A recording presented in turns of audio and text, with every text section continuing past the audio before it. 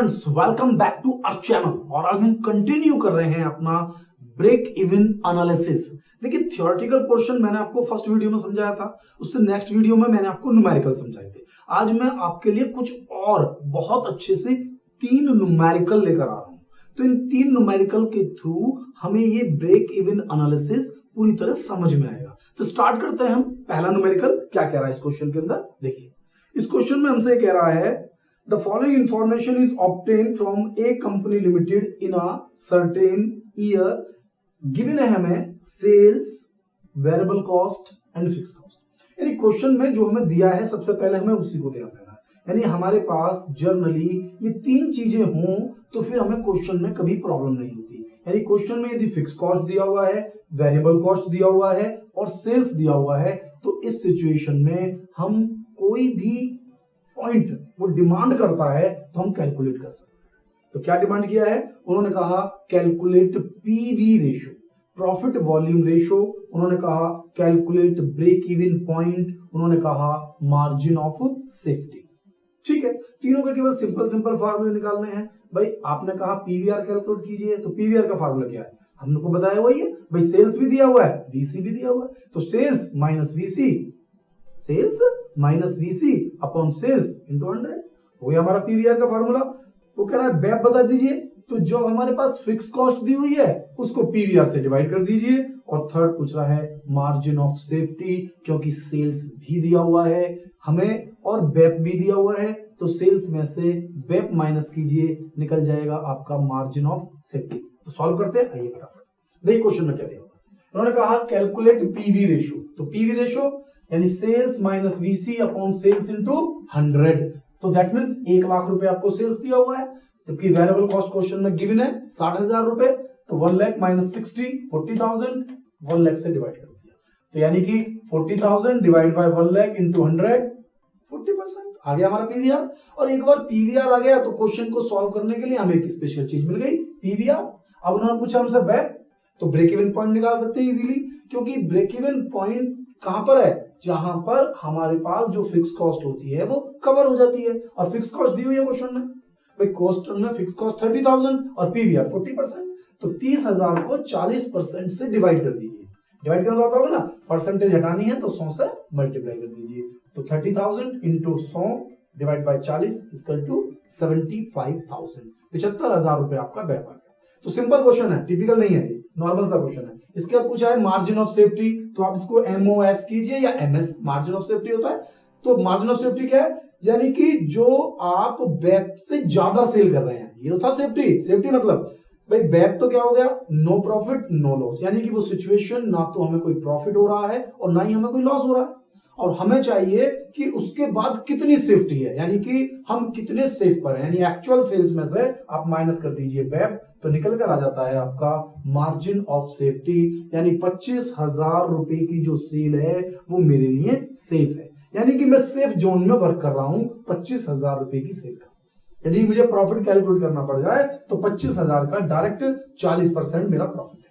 अगर मैं जानने लगूं कि 1 लाख रुपए की सेल्स पर कितना प्रॉफिट होगा, भाई 75,000 तो बैप में समाप्त हो जाएंगे। पूछा नहीं है क्वेश्चन में, नहीं पूछा, आपको पता होना चाहिए। देखिए सेल्स है, इसमें से बैप जो निकाला 75,000, यानी कि 75,000 रुपीज की सेल करोगे तो कोई प्रॉफिट होगा ही नहीं, क्योंकि यहां तक तो आपने फिक्स कॉस्ट कवर की है। इसके बाद आपके पास 25,000 रुपए क्या बचता है? Margin of safety. तो मार्जिन ऑफ सेफ्टी में यदि हम पीवीआर की मल्टीप्लाई कर देते हैं कभी भी, तो हमारा प्रॉफिट आ जाता है। पूछा नहीं है क्वेश्चन में, लेकिन अगर कभी पूछने लगे कि प्रॉफिट कितना कमाया, तो सीधा है 25,000 का 40%, यानी कि 10,000 रुपए। ठीक है, तो इसी सेंस में हम एक न्यूमेरिकल और ले लेते हैं, सो दैट की टॉपिक हमें सिंपल सा लगने लगेगा सिंपल। क्या कह रहा है इस क्वेश्चन में? इस क्वेश्चन में वो कह रहा है Swati limited is considering the purchase of a machine. एक मशीन खरीदना चाहते हैं। क्या खरीदना चाहते हैं? एक मशीन। देयर आर 2 मशीन, मतलब ऑप्शन में हमारे पास है 2 machine. 2 machine under consideration, cost data are as follow, मतलब कॉस्ट डाटा दिया हुआ है 2 मशीन का। और ध्यान दीजिए, मशीन नंबर 1, मशीन नंबर 2, 2 अलग अलग मशीन है, और हमें कौन सी मशीन खरीदनी है ये वो जानना चाहता है। वो कह रहा है फिक्स कॉस्ट दी हुई है दोनों की, एक की फिक्स कॉस्ट है 30,000, एक की फिक्स कॉस्ट है 40,000। दूसरा वेरिएबल कॉस्ट, जिसकी फिक्स कॉस्ट कम है उसकी वेरिएबल कॉस्ट ज्यादा है, यानी फिक्स कॉस्ट 30,000 रुपए है तो वेरिएबल कॉस्ट 12 रुपए पर यूनिट है। एक यूनिट बनाएंगे तो 12 रुपए की पड़ेगी, जबकि बी मशीन महंगी है 40,000 रुपए की है, लेकिन उस मशीन को अगर आप खरीद लेते हैं तो उस पर वेरिएबल कॉस्ट केवल 8 रुपए की होगी। ये नहीं कि प्रोडक्ट अलग अलग बनाएंगी, प्रोडक्ट तो एक जैसा ही बनाएंगी, लेकिन एक मशीन ऐसी है जो बहुत रफ्तार से बनाएगी, उसमें आपको कम लेबर लगेगी। एक मशीन ऐसा है जिसमें लेबर ज्यादा लगेगी। लेबर ज्यादा लगेगी तो मशीन की कॉस्ट कम होगी, लेबर कम लगेगी तो मशीन की कॉस्ट ज्यादा होगी। एफिशिएंसी मान लो, लेबर मान लो, बहुत सारे कारण है। तो दो ऑप्शन हो गए। एक मशीन कह रही है कि भाई 30,000 रुपए फिक्स कॉस्ट तो वेरिएबल कॉस्ट 12 रुपए, एक कह रही है फिक्स कॉस्ट 40 तो वेरिएबल कॉस्ट 8 रुपए। तो अब वो मुझसे जानना चाहता है कि मैं कौन सी मशीन खरीदूं। अब बड़ा कंफ्यूजन है, केवल इस बात पर कि कौन सी मशीन खरीदूं मैं आंसर नहीं दे सकता। क्यों नहीं दे सकते भाई? ए खरीद लो, बी खरीद लो। आप समझिए कि आपने मुझे ये तो बता दिया कि ये मशीन महंगी है, ये मशीन सस्ती है, जो महंगी वाली मशीन है उस पर वेरिएबल कॉस्ट कम आ रही है। आपको जी सस्ती खरीद लो तो उस पर वेरिएबल कॉस्ट ज्यादा है, आपको जी महंगी खरीद लो, महंगी खरीद लो और प्रोडक्शन या डिमांड मार्केट में ज्यादा है ही नहीं, तो महंगी मशीन खरीद के मैं उस पर ज्यादा डेप्रिसिएशन क्यों लगाऊं, ज्यादा पैसे क्यों बर्बाद करूं? समझो ना मेरी बात के लिए। तो दोनों में ही मुझे चेक करना होगा कि मार्केट में मैं उस प्रोडक्ट की कितनी यूनिट सेल कर सकता हूं। मैं कितनी यूनिट सेल कर सकता हूं उसके बेस पर ही तो खरीदूं।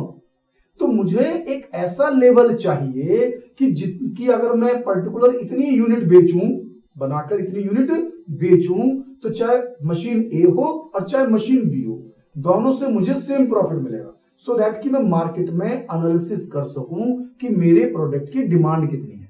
तो इसके लिए हमारे पास एक फार्मूला है, sales level at which both machine have equal profit. यानी कि वो लेवल, यानी कि सेल्स का वो लेवल कि जितनी यूनिट बेचूं दोनों की, ए की भी उतनी, बी की भी उतनी, तो दोनों का प्रॉफिट भी सेम टू सेम आएगा। ठीक है, दोनों का प्रॉफिट सेम है, दोनों की सेल्स सेम है। तो फार्मूला है difference in fix cost divide by difference in variable cost per unit. तो फिक्स कॉस्ट एक में लग रही है 30,000, एक में लग रही है 40,000, तो 30 और 40, एक में लगेंगे 30, एक में लगेंगे 40, यानी 10,000।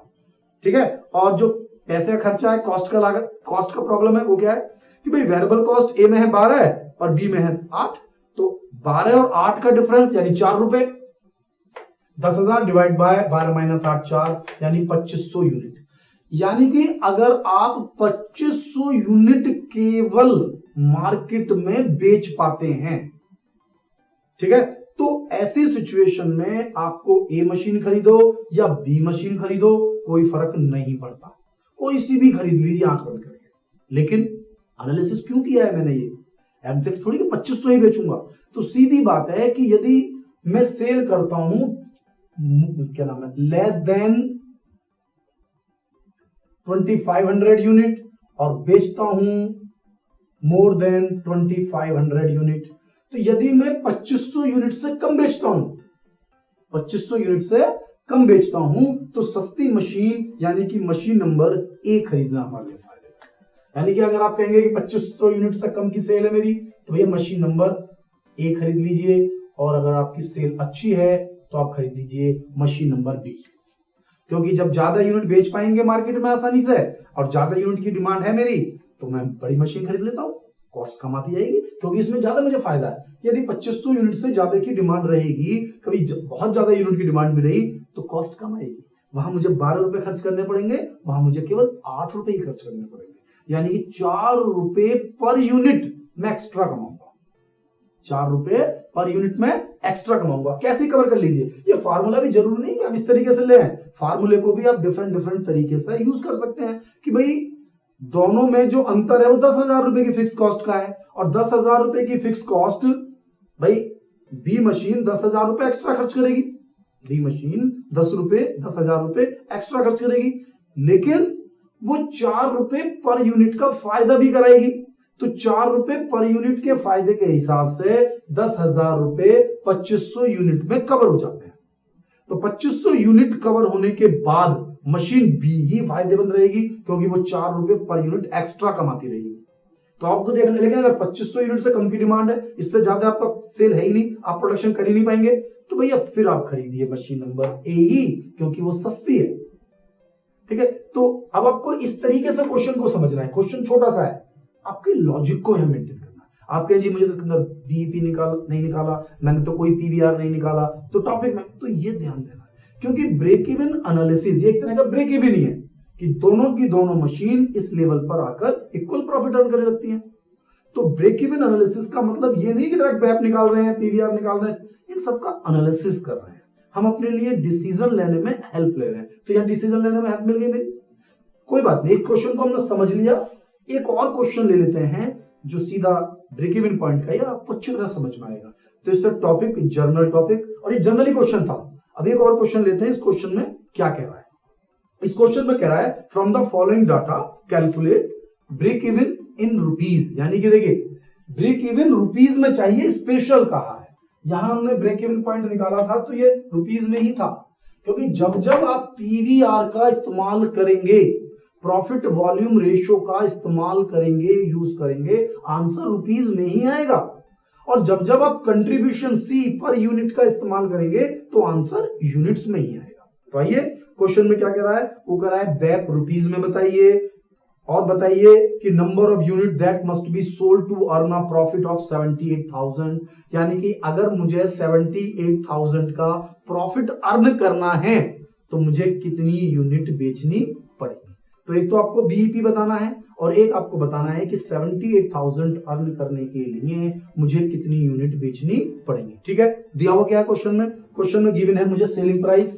क्वेश्चन में क्या क्या गिवन है देख लीजिए। क्वेश्चन में गिवन है सेलिंग प्राइस, क्वेश्चन में गिवन है वेरिएबल कॉस्ट। लेकिन ध्यान देना, इसमें दो तरह की वेरिएबल कॉस्ट है। वो कह रहा है वेरिएबल मैन्युफैक्चरिंग कॉस्ट और वेरिएबल सेलिंग कॉस्ट। तो 11 रुपए 3 रुपए टोटल 14 रुपए मेरी होगी वेरिएबल कॉस्ट। दोनों जोड़ दीजिए, चाहे मैन्युफैक्चरिंग हो चाहे सेलिंग हो, वेरिएबल तो खर्च करना ही है ना मुझे।